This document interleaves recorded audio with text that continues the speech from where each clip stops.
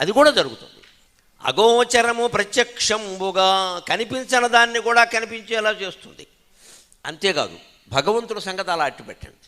మనకు ఒక విషయం తెలియలా, ఏదో శాస్త్ర సంబంధమైనది తెలియక ఇబ్బంది పడుతున్నాం. ఇది తెలిస్తే బాగుండు, ఇది తెలిస్తే బాగుండు, ఇది తెలియాలి, ఇది తెలియాలి, ఇది తెలియాలి అని మీ ఇంట్లో ఉండే పూజా విగ్రహానికి మీరు నమస్కారం చేసుకుని అదే నామస్మరణ చేయండి. ఆశ్చర్యకరంగా 10-15 రోజులు కాకుండా మీ ఇంటికి ఎవరో వచ్చి ఆ విషయం చెబుతారు. అనుమానం ఏం లేదు అందులో. మీ ఇంటికి వచ్చి చెబుతారు. నేను అనుభవించే మీకు చెబుతున్నాను, నేను అనుభవించి చెబుతున్నాను. భగవంతుడు అంత కరుణామయుడు. కొరియరే వస్తుందో తెలియదు, పోస్టే వస్తుందో తెలియదు, ఆ మనిషే వస్తాడో తెలియదు, మనకు కావలసిన సమాచారం ఇచ్చి వెళ్ళిపోతాడు. ఇది ఎందువల్ల జరుగుతుందంటే మన తపన. దాన్నే ఋషులు తపస్సు అన్నారు. దాన్ని వాల్మీకి 24 ఏళ్ళు పైన తపస్సు చేయబట్టి 24,000 శ్లోకాల రామాయణం రచించగలిగాడు. కవి ఎవడైనా అంతే, ముందు తపించాలి, తర్వాత రచించాలి. ఇప్పుడు జరుగుతున్న భాగవతం అంటే ముందు రచించేసి తర్వాత తపిస్తున్నారు సన్మానాల కోసం. అందుకని ఏం రావట్లేదు ఇక్కడ. ముందు రచించేశారు ఇక్కడ, తర్వాత ఎవడొస్తాడో చేతిలో పెడదాం, ఎవడొస్తాడో ఖాళీ, ఏం పెడతావు చేతిలో ఇక్కడ. వాడికి చదివే ఆసక్తి లేదు. వాడు పుస్తకం అటు ఇటు తెప్పి గెటప్ బాగుంది అంటాడు, గెటౌట్ అంటాడు. అది గెటప్ బాగుండడం అంటే పుస్తకం చదవడం మానేసి చదవడం. ఎవడో పెద్దవాడు వస్తే వాడి చేతిలో పుస్తకం పెడదామని చూస్తాం మనం చదవం, ఎవడో చదవడు దాన్ని. ఎందుకంటే నువ్వు రచించి తప్పిస్తున్నావు మిత్రమా. నువ్వు కవి అయితే తప్పించి రచించు. ముందు తపన పడు భగవంతుడి గురించి, తత్వం గురించి. తర్వాత నీకు ఏదైనా తెలిస్తే 4 ముక్కలు రాయి. లేకపోతే వ్యాసుడు రాశాడు, వాల్మీకి రాశాడు, నువ్వు రాయకపోయినా నష్టమేం లేదు. ఇక్కడ దేశం సమాజం అనేది రాయని వాళ్ళ వల్ల ఇబ్బంది పడడం లేదండి, చదవని వాళ్ళ వల్ల ఇబ్బంది పడుతుంది. మనం పెంచవలసింది కవులు కాదండి, పాఠకులు. ఊరికి కవులు పెరిగితే ఉపయోగం ఏంటి? ఇక్కడ కవిశయం మళ్ళీ పెట్టుకోవడానికి తప్ప. కవులు కాదండి పెరగవలసింది, పాఠకులు పెరగాలి. కవిత్వం చదివేవాడు ఎవరు లేడి వాళ్ళ, పాఠకులను పెంచండి. అందుకే నేను పద్యాలు బోడి ఎందుకు చెప్పడంలో నా ఉద్దేశం ఏంటంటే, భర్తృగారు ఇంత గొప్పవాడు, ఏనుగు లక్ష్మణకవి ఇంత గొప్పవాడు, ఈ ప్రాచీన సాహిత్యం ఇంత గొప్పది అంటే పాఠకులు పెరుగుతారు, పాఠకులు పెరుగుతారు. నాకు కావలసింది అదే. మీరు కొంతమందికైనా భర్తృగారు సుభాషితాలు ఇంట్లో ఉంటే సరే, లేకపోతే కొనుక్కుని చదువుకుందామనే ఆలోచన వస్తే ఈ ప్రవచనం సార్థకమైనట్టే, ఇంకేం అక్కర్లా. తర్వాత చదువుకుంటారు నెమ్మదిగా, పాఠకులు పెరుగుతారు. మళ్ళీ భర్తృగారు లాంటి వాడు పుడతాడని ఎందుకు పుట్టడం? ఆయన పుట్టాడుగా. ఈ అనవసరపు చర్చ వద్దండి, చదవడం చేయడం అంతే. అలాగా ఎంతటి వాడైనా మార్పు చెందుతాడు ఖచ్చితంగా. మూర్ఖజను సంఖ్యావంతునింగాగా దాయల సన్మిత్రులుగా అగోచరము ప్రత్యక్షంబుగా ప్రాణహుత్కలనం వైన మఖావిషంబు అమృతముగా చేయును. ప్రాణాలు హరించి విషమైనా సరే భగవత్ కటాక్షం ఉంటే అమృతంలా అయిపోతుందమ్మా, అనుమానం ఏం లేదు. ఎందుకని? మన సజ్జన ప్రవృత్తి కారణంగా, ధర్మం కారణంగా, మన సత్యవాక్ పారీణత కారణంగా విషం కూడా అమృతంగా అవుతుంది. దానికి భగవద్భక్తి తార్కాణం ప్రత్యక్షమైన ఉదాహరణ మహాభారతం నుంచి చెబుతాను. ద్రోణపర్వం జరుగుతోంది భారతంలో. చాలా ఆసక్తికరమైనది ద్రోణపర్వం. పండితులకు నమస్కారం పెట్టి కోరుతున్నా, ద్రోణపర్వం చదవండి, చాలా విషయాలు తెలుస్తాయి. భారతం అనగానే విరాట పర్వం, రామాయణం అనగానే సుందరకాండ, ఈ పిచ్చి నమ్మకాలు వదిలిపెట్టండి. మొత్తం చదవండి, మొత్తం చదవండి. సామాన్య జనులు ఎలాగూ చదవరు, పండితులు కూడా చదవకపోతే ఎలాగండి? ద్రోణపర్వం చాలా గొప్పది. ద్రోణపర్వం అంతా యుద్ధమే, ఏముంది అనద్దు. మానవ సహజమైన రాగద్వేషాలు, అదృష్టాలు, దురదృష్టాలు ఉన్నట్టుండి దృశ్యం మారిపోవడం, ఏ సినిమాలోనూ మీరు చూడని బ్రహ్మాండమైన మలుపులన్నీ ద్రోణపర్వంలో ఉంటాయి. 14వ రోజు యుద్ధం జరుగుతోంది. 14వ రోజు అంటే అర్థం ఏంటి? 13వ రోజు అభిమన్యుడిని చంపేశారు. విశేషం ఏమిటంటే, భారత యుద్ధంలో భీష్మ పర్వం వరకే యుద్ధం జరిగిన, తర్వాత జరిగింది యుద్ధం కాదమ్మా, హత్యలు. అవి దాని యుద్ధం అన్నారు, హత్య. అభిమన్యుడిది హత్య, అది యుద్ధం కాదు. ఇది ఒక్క బాలుండి 16 ఏళ్ళు కూడా నిండన వాడిని పెట్టుకుని భీష్ముడు, ద్రోణుడు, కృపుడు, శల్యుడు, శరుడు, దుర్యోధనుడు, దుశ్శాసనుడు, సోమదత్తుడు, బాల్హికుడు, భూరిశ్రవుడు, ఇంతమంది. సిగ్గు లేదా? వాడికి 16 ఏళ్ళు వయస్సు లేదా? వాడు చుట్టూ నిలబడి చంపేస్తారా వాడిని? దాని యుద్ధం అంటారా, హత్య అంటారా? అందుకే అర్జునుడికి మంటెత్తిపోయి, మీరు ఒక్కడిని ఇంతమంది కలిసి చంపారు కదా, మీ అందరినీ నేను ఒక్కడిని చూస్తాను అని 14వ రోజు బయలుదేరాడు. ఆ రోజు వాళ్ళకి తెలిసింది అక్కడ. అటువంటి కొడుకుని చంపేస్తే తండ్రికి ఎంత కోపం వస్తుందో, అందులో కృష్ణ సహాయం కలిగినటువంటి తండ్రికి ఎంత కోపం వస్తుందో 14వ రోజు తెలిసింది. భారతంలో ద్రోణపర్వం ముఖ్యం నన్ను అడిగితే భగవత్ కరుణ ఎలా ఉంటుందో తెలియాలన్నా, యుద్ధం అంటే ఎలా ఉంటుందో తెలియాలన్నా, అప్పటికప్పుడు జీవితంలో దృశ్యాలు మారిపోవడం ఎలా ఉంటుందో తెలియాలన్నా, అంతేకాదు మనం భగవంతుడిని జీవితానికి సారథిగా వరించగలిగితే ఎంత ప్రమాదం నుంచైనా ఆయన ఎలా కాపాడతాడో ద్రోణపర్వం ద్వారా తెలుస్తుంది. ద్రోణపర్వం దానికి ప్రమాణం. ఖచ్చితంగా పడతాడు. పైగా చెప్పడు కాపాడుతున్నానని. చెప్పడం ఎందుకయ్యా, నీకు ఫోన్ చేయాలి ఏమిటి? కాపాడితే సరిపోయే కదా. 14వ రోజు యుద్ధంలో అర్జునుడు ముందు రోజు రాత్రి ప్రతిజ్ఞ చేస్తాడు. ఏమిటి? నా కొడుకు చావుకి సైంధవుడు కారణం అని చెబుతున్నారు. రేపు సాయంత్రం సూర్యాస్తమయంలోగా సైంధవుడిని చంపేస్తా. అసలు ఈ ప్రతిజ్ఞ చేయడమే తప్పు. ఎందుకంటే అది బహిరంగంగా చేయకూడదు. ఇటువంటివి లోపల ధర్మరాజుతోటో సుభద్రతోటో ఎవరితోనో చెప్పేసి పొద్దున్నే సైంధవుడిని ఇడ్లీ కాఫీకి పిలిచి లేపేస్తే అయిపోయాయి. ఎందుకు వచ్చిన గొడవ? శ్రీకృష్ణుడు అయితే అంతే చేస్తాడు. వ్యూహాలు ఉంటాయి ఆయన దగ్గర. శకునైనా అంతే చేస్తాడు. శకుని చెడ్డ కోసం చేస్తాడు, కృష్ణుడు మంచి కోసం చేస్తాడు. ఇద్దరిది ఒకటే వ్యూహం. ఆయన ధర్మం కోసం చేశాడు కృష్ణుడు, శకుని అధర్మం కోసం చేశాడు. అర్జునుడికి ఆవేశంలో ఈ తెలివితేటలు ఉండవు. ఎప్పుడు ఆవేశంలో నిర్ణయాలు తీసుకోకూడదు. ఆనందంగా ఉన్నప్పుడు వాగ్దానాలు చేయకూడదు. కొంపలు అంటుకుపోతే ఆనందంగా ఉన్నప్పుడు వాగ్దానాలు చేస్తే. దశరథుడికి ఏదో పెద్ద ఆనందం వచ్చేసింది కైకేయిని చూసి. కైకేయికి వరాలు ఇచ్చాడు. నీకు 2 వరాలు ఇస్తున్నాను కోరుకో అన్నాడు.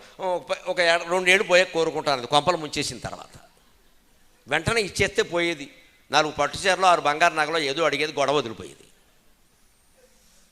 నాకు అవసరమైనప్పుడు కోరుకుంటాను. అవసరమైనప్పుడు ప్రాణం తీసింది. దశరథుడి ప్రాణం తీసింది. ఆ 2 వరాలు అటువంటివే. భరతుడికి పట్టాభిషేకమా, రాముడికి వనవాసమా, దశరథుడి ప్రాణాలు పోయాయి.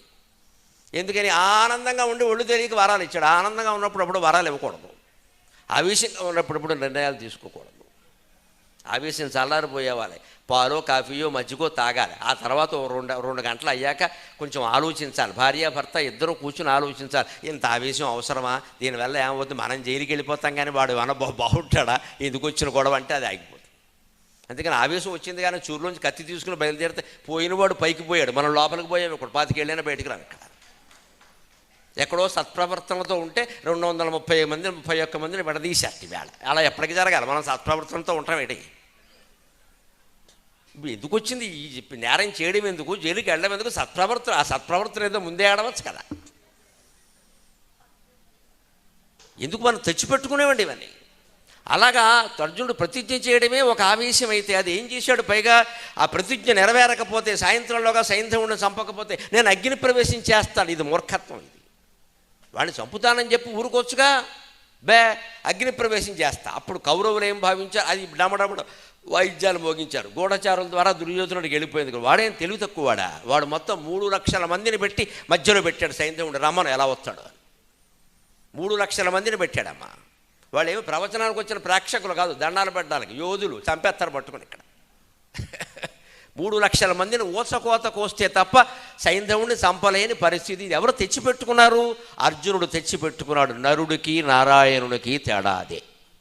నరుడు నరుడే, నారాయణుడు నారాయణుడే.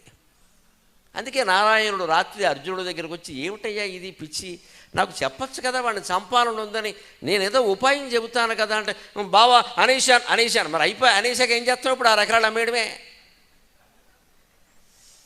అయినా అర్జునుడు భక్తుడు కాబట్టి కృష్ణుడు కాపాడాడు. ఎలాగా?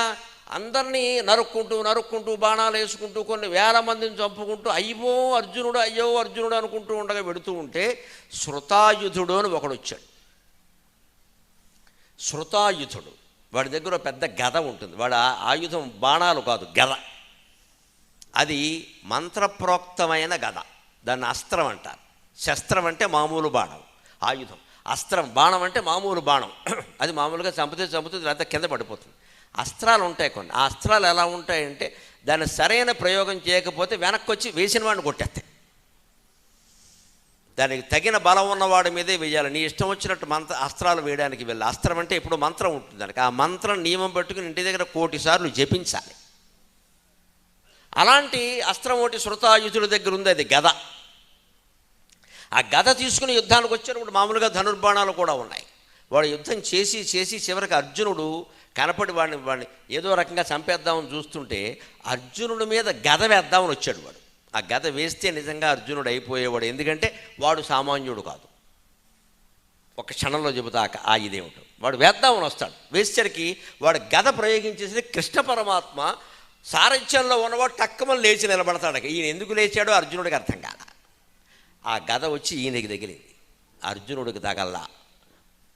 భక్తుడు తినవలసిన దెబ్బలు తాను తింటాడమ్మా. భగవంతుడంతే అంత దయామయుడు, భగవంతుడంటే అంత దయ.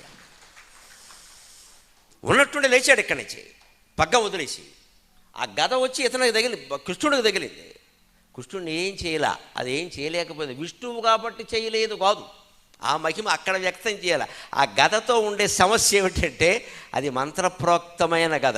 అది యుద్ధం చేసేవాడి మీద ప్రయోగించాలి కానీ యుద్ధం చేయని వాడి మీద ప్రయోగించవద్దు. అర్జునుడు యుద్ధం చేస్తున్నాడు కాబట్టి ఆయనకి తగులుంటే వాడు చచ్చిపోయేవాడు, అనుమానం వల్ల. కృష్ణ పరమాత్మ యుద్ధం చేయడంలా ఈయన మధ్యలో లేచి నిలబడడం వల్ల ఈయనకి తగిలింది. యుద్ధం చెయ్యని వాడి మీద ప్రయోగించడం తప్పు కాబట్టి ఆ గద వెనక్కి వెళ్ళి శృతాయుధుడిని కొట్టేసింది. శ్రీమద్ రమారమణ గోవిందో హరి.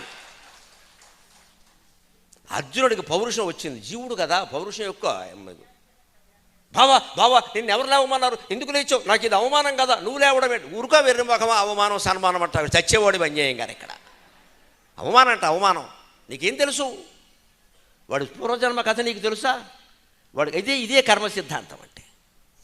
వాడు ఎవడో నీకు తెలుసా? వాడు ఎవడనుకుంటావు? వరుణదేవునికి పుట్టాడు. వాళ్ళ అమ్మ ఎవరు? పర్ణాశ అని ఒక నది. పర్ణాశ అనే ఒక నదికి వరుణదేవుడికి పుట్టాడు. వాడు సామాన్యుడు కాదు. వాడు పుట్టగానే వాళ్ళ అమ్మ వరుణదేవుని ఏం వరం కోరింది అంటే, నా కొడుకుని ఎవ్వరూ చంపలేనంత గొప్ప ఆయుధాన్ని ఇమ్మని కోరింది భర్తని, వరుణుడిని. ఆయన గద ఇచ్చాడు. ఇస్తూ కూడా ఏమన్నాడంటే, ఎవరూ చంపలేకుండా అనేది కుదరదు, నువ్వేదో కోరితే మాత్రం నేనేం చేయను, నేను చనిపోతాను, బ్రహ్మ విష్ణు మహేశ్వరుడు సహా అందరికీ మరణం తప్పదు, పుట్టినవాడు గిట్టక తప్పదు, ఏ దృశ్యం తన్నశ్యం. అందుకని పర్ణాశ అనేది నువ్వు అటువంటి దురాశలు పెట్టుకోవద్దు, మరణం లేకుండా కుదరదు. ఒక షరతు పెడుతున్నాను, ఈ గదని యుద్ధం చేసేవాడి మీద ప్రయోగిస్తే శ్రీకృష్ణుడైనా శ్రీ మహావిష్ణువైనా వెళ్ళిపోవలసిందే, కానీ ఖాళీగా ఉన్నవాడి మీద ప్రయోగిస్తే మాత్రం వీడే పోతాడు అన్నాడు. వీడు సరిగ్గా అదే చేశాడు. వీడికి అది చెయ్యాలనే ఆలోచన ఎందుకు వచ్చింది? అదే కృష్ణ అనుగ్రహం అంటే, అదే జన్మ, అదే భగవద్ అనుగ్రహం. అప్పుడు ఆయన కథ అంతా చెప్పాడు. వీడు వరుణుని కొడుకయ్యా, తల్లి పేరు పర్ణాశ, వీడికి వరం ఉంది, ఆ గదను ప్రయోగిస్తున్నాడు, ఆ విషయం నాకు తెలుసు, నీకు తెలియదు. మరి నేను లేచి నిలబడకపోతే ఏం చేయమంటావు? అది నీ దగ్గరికి వచ్చి ఉంటే సైంధవుడు చావడానికంటే 4 గంటల ముందే నువ్వు వెళ్ళిపోతావు. ఇక్కడ నువ్వు అగ్ని ప్రవేశం కూడా చేయక్కల, అంత్యక్రియలే మిగులుతాయి. ఇంకా ఒక పక్క అభిమన్యుడు పోయి ఏడుస్తున్న పాండవులు, నువ్వు కూడా పోతే యుద్ధం ఆపేస్తారు. పరమాత్మ కాపాడదలుచుకుంటే అంత ఇదిగా కాపాడతాడమ్మా ఖచ్చితంగా. అందుకనే చెబుతున్నాడు ఇక్కడ భరతుడు గారి. అగోచరము ప్రత్యక్షంబుగా ప్రాణహృత్కలనం వైన విషం మహావిషంబు అమృతముగా చేయు. మన మీదకి విషప్రయోగం జరిగినా సరే భక్తి జ్ఞాన వైరాగ్యాలు మనలో ఉంటే అది అమృతంగా మార్చి పరమాత్మ మనని కాపాడతాడు. అందుకని ఆ భక్తి జ్ఞాన వైరాగ్యాలనే కర్మని మనం మర్చిపోకూడదు. భక్తిని పెంచుకోవాలి. పుస్తక పఠనం ద్వారా, ప్రవచనాలు వినడం ద్వారా జ్ఞానాన్ని పెంచుకోవాలి. ఆ ప్రవచనాలను ఆచరణలో పెట్టడం ద్వారా వైరాగ్యాన్ని